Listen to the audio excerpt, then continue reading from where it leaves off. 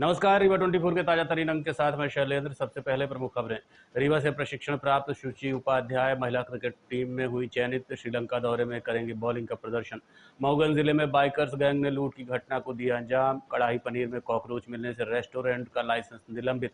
और रीवा में एक बार फिर डिजिटल अरेस्ट का मामला आया प्रकाश में। प्रॉपर्टी डीलर 4 घंटे तक रहा अरेस्ट। इन खबरों सहित अन्य खबरें विस्तार से।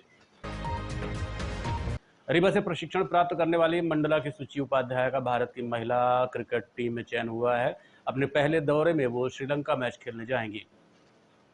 रीवा के एक छोटे से मैदान से क्रिकेट की बारीकी सीखने वाली सुची उपाध्याय आज भारत की क्रिकेट टीम में सिलेक्ट हो गई हैं। सुची फिलहाल देहरादून में भारत ए और भारत सी के बीच चल रहे मुकाबले में खेल रही हैं। इसी दौरान आज सुबह भारतीय क्रिकेट दल का ऐलान हुआ, जिसमें सुची का नाम भी शामिल है। सुची बाएं हाथ से गेंदबाजी करती हैं। सुची का नाम अनाउंस होते ही उनके साथी खिलाड़ियों में खुशी की लहर दौड़ गई। सुची उपाध्याय के पिता सुधीर उपाध्याय पेशे से वकील हैं। माता सीमा उपाध्याय बच्चों को पढ़ाया करती हैं। पूरा परिवार उदय चौक मंडला में रहता है। सुची के बड़े पिताजी रीवा में बैंक मैनेजर थे। उन्हीं के पास रहकर कोच इंद्रदेव भारती से क्रिकेट की बारीकियां सीखा करती हैं। उनके कोच इंद्रदेव भारती बेहद खुश हैं। हमने इंद्रदेव भारती और उनके साथ लगातार नियमित रूप से अभ्यास करने वाली कुछ क्रिकेट खिलाड़ियों से बात की। जी, लेफ्ट आर्म ऑर्थोडॉक्स बॉलर है। वो मंडला की है। पर मतलब एक टूर्नामेंट में हमसे मिली थी, तो हमारा मतलब बॉन्ड बना, दोस्ती हुई। उसके बाद फिर हम उसको यहाँ, हम भैया स्वामी भैया के यहाँ प्रैक्टिस करते थे, तो हम भैया के पास लेकर आए। उसको बताया हमने सारी चीज़ें, तो आई। भैया ने उसको देखा, काफ़ी अच्छी बॉलर थी, थोड़ा मेहनत करने की ज़रूरत थी, तो वो चीज़ें उन्हें मेहनत करवाई, उसको प्रैक्टिस करवाया। सब लोग साथ में प्रैक्टिस करते थे। सुबह फिटनेस सेशन रहता था, दोपहर में, शाम को टाइमिंग के अकॉर्डिंग नेट्स वगैरह होती थी। तो सुची को सबसे ज़्यादा आपने खेला है, अगर बात की जाए उसकी गेंदों को, सब कैसी गेंदबाजी है? काफ़ी अच्छी बॉलर है वो। उसके बाद मतलब काफ़ी वेरिएशन है बॉलिंग में। वो अंदर बाहर दोनों तरीके का बॉल डालती है वो। बॉलिंग में मतलब एक होता है ना, स्पिनर स्लो डालता है, स्लो के साथ साथ उसका मतलब फास्ट भी डालती है। उसमें काफ़ी उसको बेनिफिट होता है। मतलब हर तरीके के बॉल उसको डालना आता है, वेरिएशन उसको काफ़ी आते हैं। क्या लगता है कि लंका में कैसा प्रदर्शन रहेगा? हाँ, अच्छा रहेगा उसका प्रदर्शन, क्योंकि मैंने खेला है, उसको देखा है। हम कंटिन्यू उसको बोर्ड के मैचेस में भी देख रहे हैं। अभी इंडिया सी में भी परफॉर्मेंस देख रहे हैं उसको हम। तो मतलब काफ़ी उसका रहता है कि डॉट बॉल अच्छे से कराती है। विकेट भी उसके 2-3-4 ऐसे निकलते ही रहते हैं। हर मैच में 2-3 विकेट निकलते हैं, डॉट्स ज़्यादा करवाते। रीवा में ट्रैफिक पुलिस जहां एक और आम आदमियों के चालान काट रही है, वहीं वीआईपी ट्रीटमेंट भी दिया जा रहा है। देर रात मऊगंज विधायक की गाड़ी को पकड़ने के बाद बिना किसी कार्रवाई के छोड़ दिया गया। देखिए ये खास रिपोर्ट। मुख्यालय से प्राप्त निर्देश के अनुसार वाहनों की चेकिंग लगातार जारी है। देर शाम शिल्पी प्लाजा के समीप वाहनों की चेकिंग चल रही थी, जिसमें आम आदमियों को पकड़कर कार्रवाई की जा रही थी। इसी दौरान मऊगंज विधायक प्रदीप पटेल की गाड़ी गुजरी। पुलिस ने गाड़ी को रुकवा तो लिया, क्योंकि गाड़ी में लाइट हूटर चल रहा था। इस दौरान मीडिया के कैमरे पर पुलिस ने कार्रवाई करने की बात भी कही, लेकिन बाद में वीआईपी ट्रीटमेंट देते हुए छोड़ दिया गया। मिली जानकारी के अनुसार गाड़ी में विधायक मौजूद नहीं थे, उनकी पत्नी मौजूद थी। ऐसे में विधायक को मिली हुई सुविधाओं का इस्तेमाल करने की इजाज़त उनकी पत्नी को कैसे मिली, और पुलिस ने कैसे क्यों चालानी कार्रवाई नहीं की, इस पर सवाल तो बनता है। अब देखना ये होगा कि पुलिस आगे भी वीआईपी ट्रीटमेंट देती रहेगी या सबके लिए नियम बराबर रहेंगे। ये पुलिस मुख्यालय द्वारा 1 महीने का पूरा एक अभियान चलाया जा रहा है ट्रैफिक के नियम को के पालन करवाने हेतु। उसी के तारतम्य में अभी चालानी कार्रवाई शिल्पी प्लाजा में हमारी चेकिंग लगाई गई है, जहां जो नियम विरुद्ध चालक है उनके विरुद्ध चालानी कार्रवाई की जा रही है और समझाइश भी दी जा रही है लोगों को। क्योंकि देखने में ये आ रहा है कि अभी भी अधिकांशतः माननीय सुप्रीम कोर्ट के न्यायालय के निर्देश के बाद भी तो जो है लोग हेलमेट कम पहन रहे हैं, जिससे हमारी चेकिंग के द्वारा लोगों को ये हम अवेयर भी कर रहे हैं और ट्रैफिक के नियमों का पालन करने हेतु उनको निर्देशित भी कर रहे हैं, सजग भी कर रहे हैं।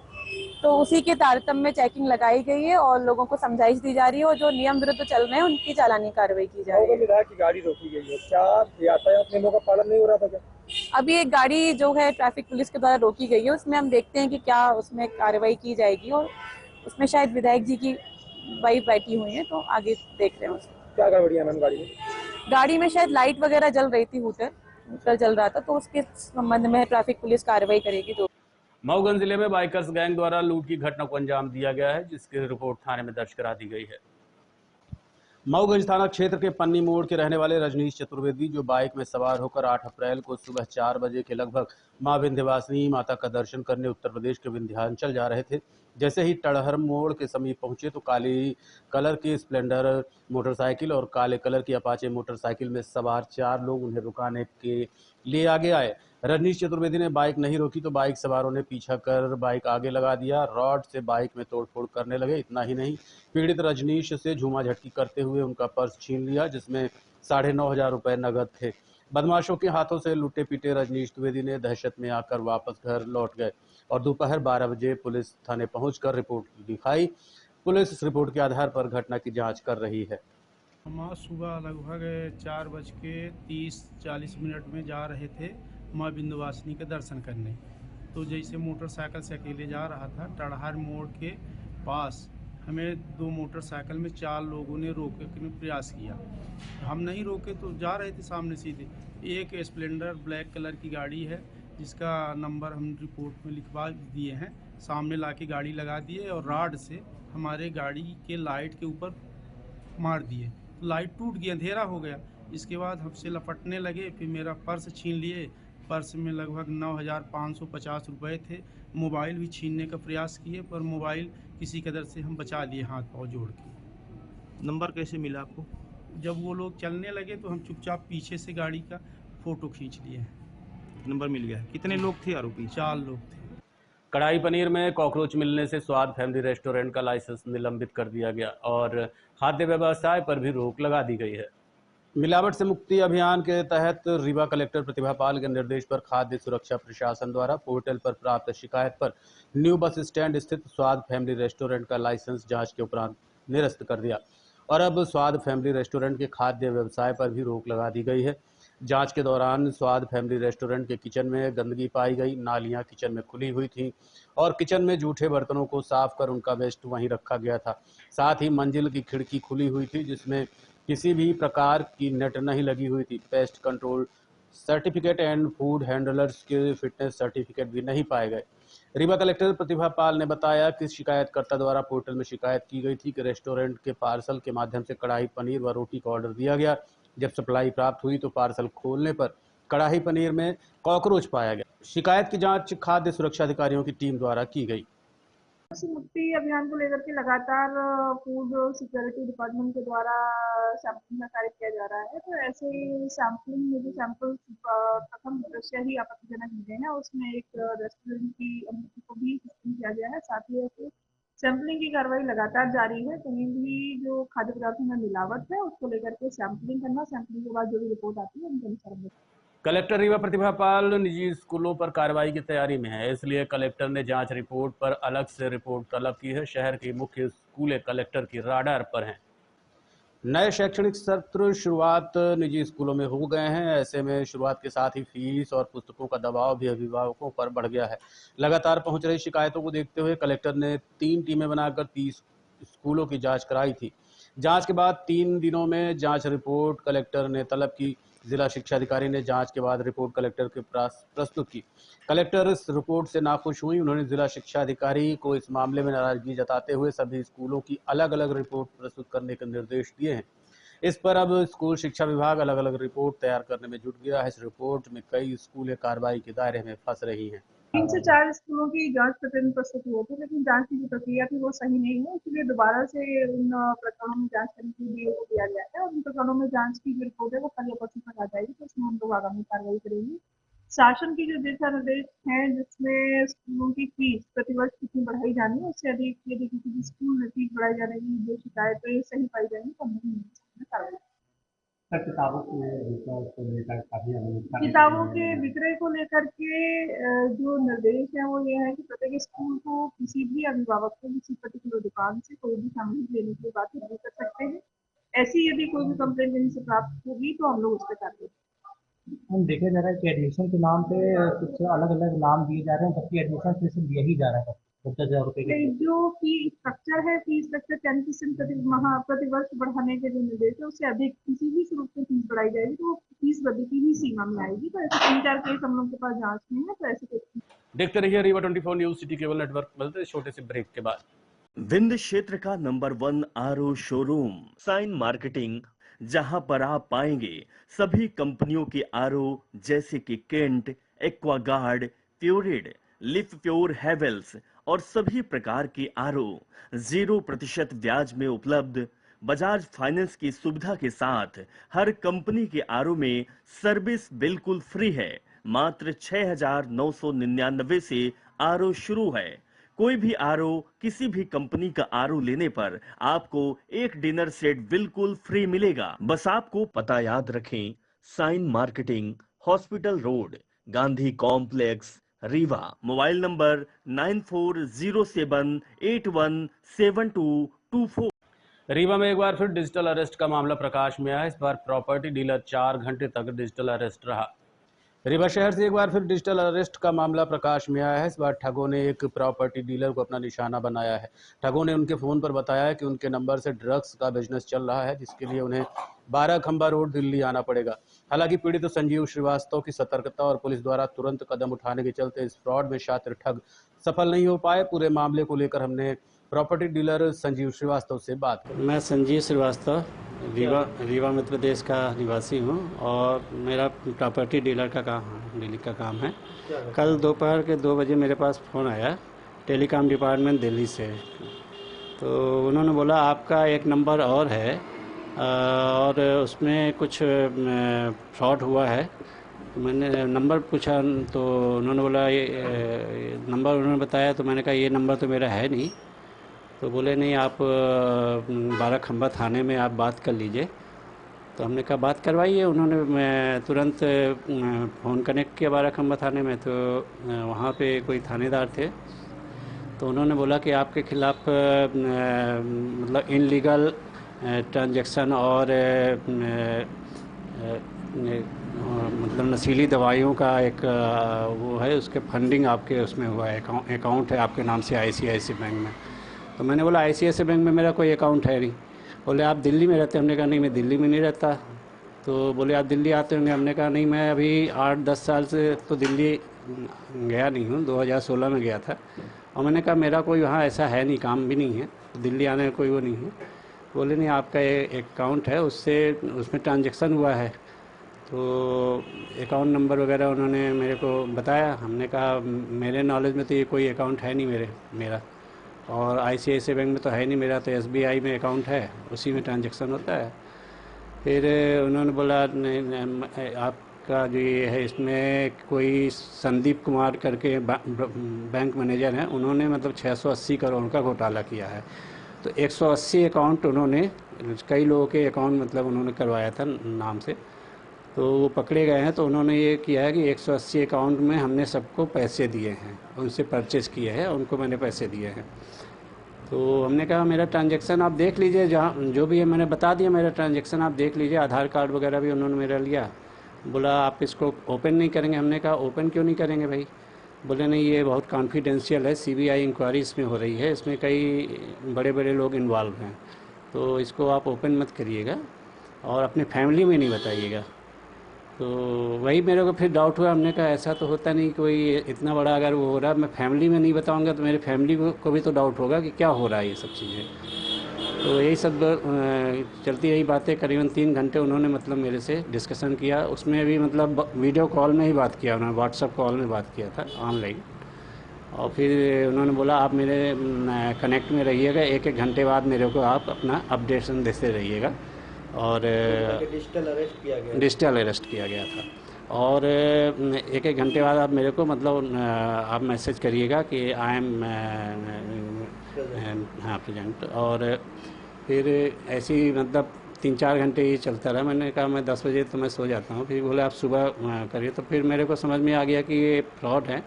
तो फिर मैंने ढाबे में ट्रक घुस जाने से बिल्डिंग का काम कर रहा मजदूर घायल हो गया, जिसे इलाज के लिए संजय गांधी अस्पताल में भर्ती कराया गया है। चौराठा थाना अंतर्गत टोल प्लाजा के बगल में तिवारी ढाबा कई दिनों से बंद पड़ा था, जहां बिल्डिंग का काम करने वाला लखनऊ का रहने वाला सुखराम यादव सो रहा था। सुबह 5 बजे के लगभग सतना की ओर से आ रहा ट्रक अचानक ढाबे में जाकर घुस गया, जिससे दीवार गिर गई और सुखराम यादव गंभीर रूप से घायल हो गए, जिन्हें अस्पताल में भर्ती कराया गया है। ये जो है तो लेटे थे, मतलब ढाबे के बगल में, तो एक डाला आया तो सीधे अंदर घुस गया है और अंदर ये लेटे हुए थे तो इनके ऊपर जो है तो दीवार चारों तरफ से गिर गई थी। हम लोग दौड़ के आए तो आवाज़ दिए इनको, सुखराम बोलते हैं मामा मामा।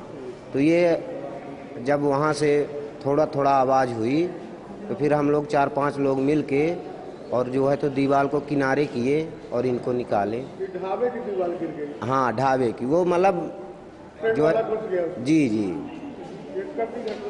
ये 5-5:30 बजे आज की जी। ये कहाँ? ये चुराहटा, ये जो टोल टैक्स है ना जी, टोल प्लाजा, उसी के बगल में जी। ढाबा का क्या नाम था? ये ढाबा वो इसे पहले बना हुआ था, हम ही ने बनवाया था, अब वो चलता नहीं है जी, बंद था।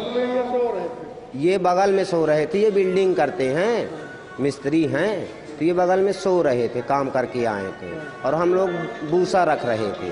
भूसा रख के हम लोग चाय पीने चले गए, तब ये घटना हुई तो हम लोग दौड़ दौड़ के आए। ट्रक किधर से आया? सतना? हाँ, सतना साइड से आया और जब हम लोग गए तो ड्राइवर जो है तो ट्रक छोड़ के और भाग दिया था।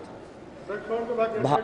हाँ, ट्रक अभी भी घुसा हुआ है और इसके बाद ये आवाज़ करने लगे, हम लोग आवाज़ किए तो फिर हम लोग इन में पड़ गए।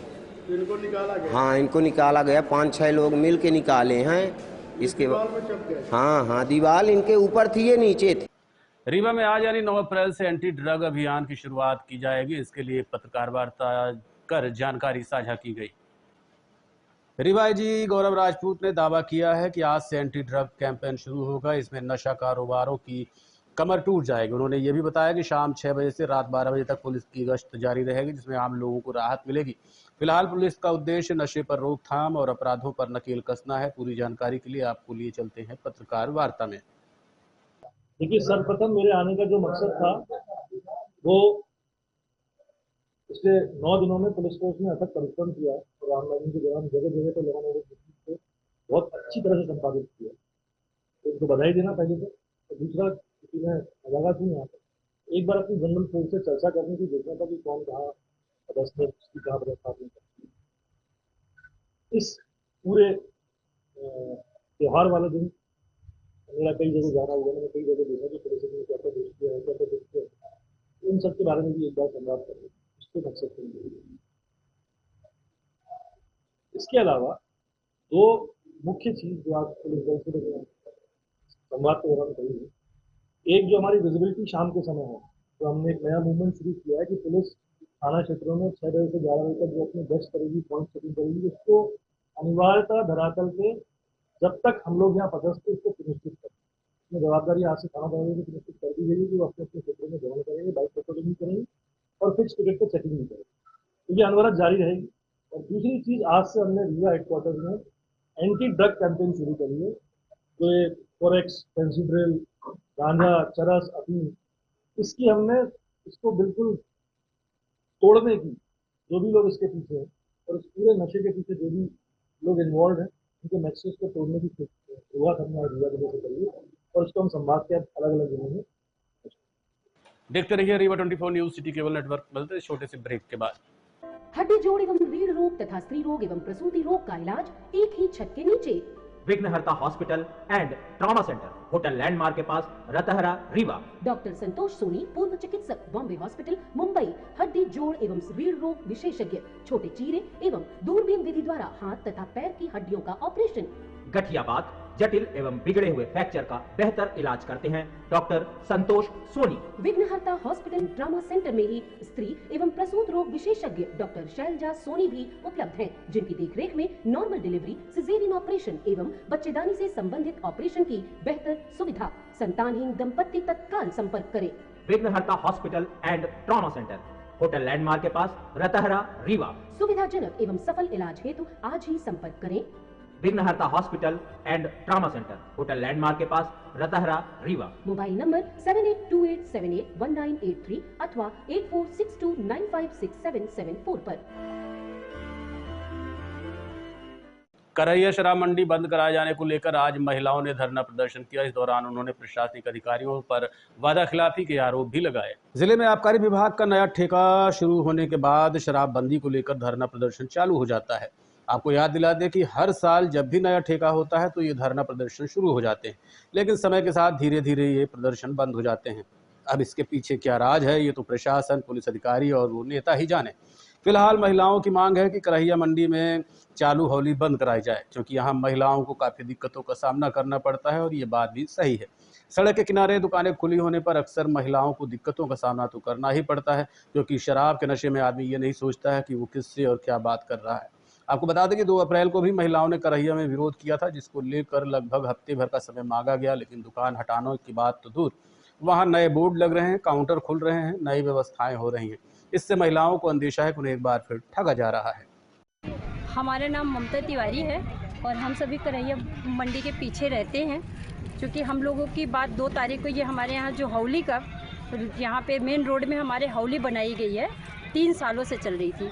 अभी 2 तारीख को हम लोगों के साथ काफ़ी हम लोग ने आंदोलन किया, यहाँ से स्थानांतरित करने के लिए, हटवाने के लिए। यहाँ के जिला कमिश्नर साहब आए, आबकारी विभाग के सभी अधिकारी आए, जिनकी ये होली है वो मालिक भी आए, और उन लोगों ने हम लोगों को आश्वासन दिया कि 15 दिन के अंदर ये होली हम लोग यहाँ से अन्यत्र शिफ्ट करवा लेंगे। तो अभी तक जैसा कि हम लोग देख रहे हैं कि ना तो ये होली हटाई गई और ना हम लोगों को जो उन्होंने कहा था कि तब तक के लिए आप समय दीजिए और हम लोग यहाँ पे आप लोग की सारी सुविधाओं का ख्याल रखेंगे, और उसी बीच हम अपने लिए कहीं अन्यत्र बिल्डिंग ढूंढ रहे हैं। तो मुझे देख के और यहाँ की स्थितियाँ देख के ऐसा लग नहीं रहा है कि यहाँ पे होली हटाई जा रही है या ऐसी कोई चीज़ें हो रही। हम बहनों को लगातार उसी तरह समस्याओं का सामना करना पड़ रहा है। अभी कल शाम की बात बता दें, क्योंकि इस समय लगन का सीज़न चल रहा है, यहीं से हम लोगों का जाना आना होता है। शाम को यहाँ मेले की तरह भीड़ लगी हुई थी, ना यहाँ पे किसी गार्ड की व्यवस्था की गई है, ना यहाँ किसी लाइट की व्यवस्था की गई है, ना ही किसी तरह से महिलाओं की सुरक्षा का कोई भी इंतजाम किया गया। इससे हमें ये लग रहा है कि हम लोगों को, हम बहनों को महिला समझ के प्रशासन हम लोग को बेवकूफ़ बनाने की कोशिश कर रहा है। पांडे भैया, हम लोग पढ़ने लिखने वाले बच्चे हैं, हम लोग यहाँ से प्रॉपर गुजरते हैं, शाम को आते हैं। जैसे कि बताया गया था उस दिन कमिश्नर सर आए थे, बोले थे कि नहीं आज मैं लिख के दे रहा हूँ, और जिन्होंने ये खोला है जो यहाँ के अधिकारी हैं उन्होंने बोला था कि 1 हफ्ते में, मतलब हमको 1 हफ्ते से ज़्यादा का टाइमिंग दीजिए। 1 हफ्ते है, 1 हफ्ते में मैं अन्यत्र शिफ्ट कर दूंगा। बट ना यहाँ पे कोई सुरक्षा गार्ड दिया गया, ना लाइटिंग दी गई। हम लोग शाम को 6 बजे 7 बजे आते हैं तो पूरा रोड जाम रहता है। आज ये 4-5 दिन से लगन चालू हो गई है, स्टार्ट हो गई है, तो पूरा यहाँ पे पूरी रोड भरी रहती है निकलने में। मतलब हार्न तक बजाओ तो वो सड़क क्रॉस करने के लिए जगह ही नहीं देते हैं। अंदर वाला तो बेच रहा है, उसको तो दिखता नहीं है।